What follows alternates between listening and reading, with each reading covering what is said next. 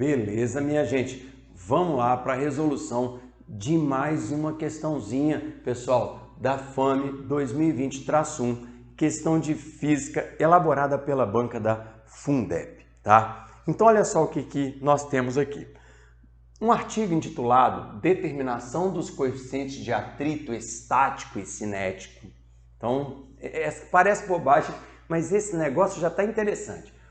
Determinação dos coeficientes de atrito estático e cinético, utilizando-se a aquisição automática de dados.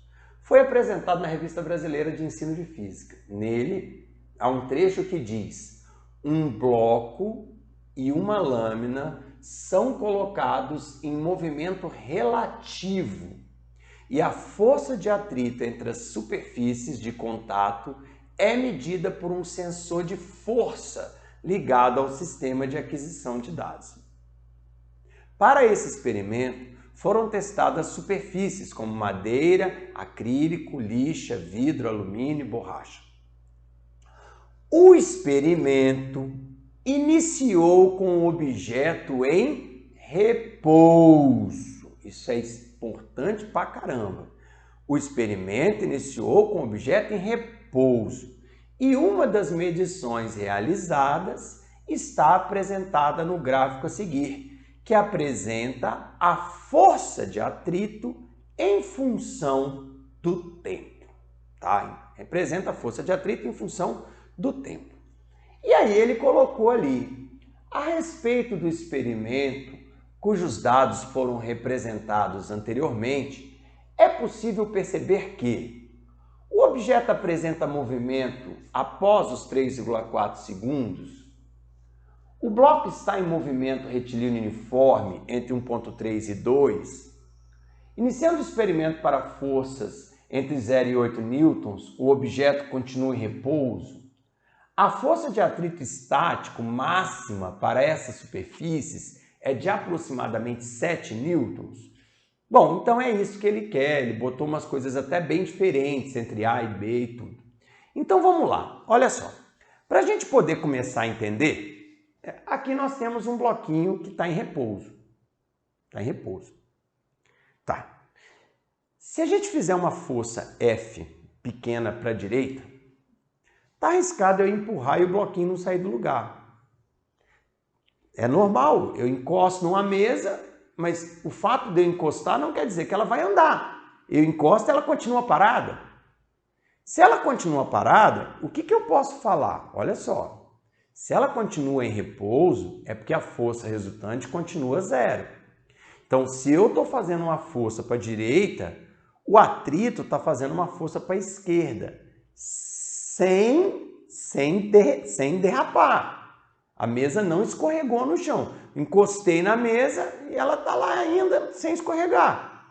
Então, nesse caso, é interessante você perceber o seguinte. Se continua em repouso, se aqui foi 1 newton, aqui foi 1 newton. Se aqui foi 2 newtons, aqui foi 2 newtons. Se aqui foi 3 newtons, ali foi 3 newtons. Porque se continua em repouso, a resultante tem que dar zero. Então, se aqui for 5 newtons, ali tem que ser 5 newtons. Porque 5 para a direita com 5 para a esquerda, se você somar, vai dar zero. Só que tem um detalhe, aí você vai aumentando a força, vai aumentando a força, vai aumentando a força. Tem uma hora que se você aumentar muito a força, o bloco escorrega. Beleza? Então, meninos, nós temos o que nós chamamos de força de atrito estática máxima. O que se entende por força de atrito estática máxima? É a maior força de atrito que, a partir dela, o corpo entra em movimento. Então, a força de atrito estática máxima não é necessariamente a força de atrito que está atuando no corpo. Então, se eu chego para você e falo que a força de atrito estática máxima é 20 newtons, não quer dizer que aqui seja 20. Quer dizer o seguinte, se passar de 20, ele entra em movimento, tá? Então observa uma coisa. Essa força de atrito aqui é a maior força que tem. Essa força de atrito aqui seria a força de atrito estática, dá 9 newtons. 9 newtons. E aí depois você vê que a força diminui, ela mantém um valor médio aqui mais baixo do que esse. Por quê, professor? Na verdade, o FAT estático máximo, ele sempre é maior do que o FAT dinâmico, do que o FAT cinético. E de fato, quando a gente empurra um objeto, que a gente vai arrastar esse objeto, você já percebeu que é mais difícil colocar o objeto em movimento do que mantê-lo em movimento. Depois que ele começa a deslizar, parece que dá uma aliviada. Parece não, dá uma aliviada.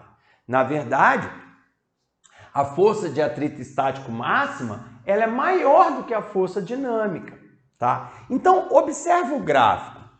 Quando a força era zero, e lembra que ele falou que começou em repouso, lembra? Que ele falou que começou em repouso. Então, força zero, o bloco estava parado. Aí ele foi aumentando a força. 1 newton, 2 newtons, 3 newtons, 4 newtons, 6 newtons, 7, 8, 9 newtons. Quando chegou em 9, passou do atrito estático máximo. Aí ela entra e começa a escorregar. Naquilo que entra em movimento, a força de atrito diminui e vai depois estabilizando aqui num valor médio. Essa força de atrito esfregando, de atrito cinético. Tá? Então, o que vai acontecer? Quando está em movimento, mas para entrar em movimento, tem que ter passado do atrito estático máximo, porque ele falou na questão que começou em repouso. Então, só vai entrar em movimento quando passar do estático máximo. Quanto tempo marcava aqui no estático máximo? 2 segundos. Então, repara que para ter movimento, a força que eu vou fazer tem que ser maior que o FAT máximo. Isso só aconteceu depois dos 2 segundos. Depois da força maior de 9 newtons. E a alternativa que tem algo parecido com isso, ó, vai entrar em movimento quando a força for maior que 9 e vai entrar em movimento quando T for maior que 2. Tá? Então, olha o que está aqui escrito na letra C. Iniciando o experimento, para forças entre 0 e 8 newtons, o objeto continua em repouso. De fato, para forças entre 0 e 8 newtons, no início do experimento, fica em repouso. Só depois que passa dos 9 é que entra em movimento. E aí, por isso, ficou letra C, o gabarito correto. Beleza, minha gente? Valeu e até a próxima questão.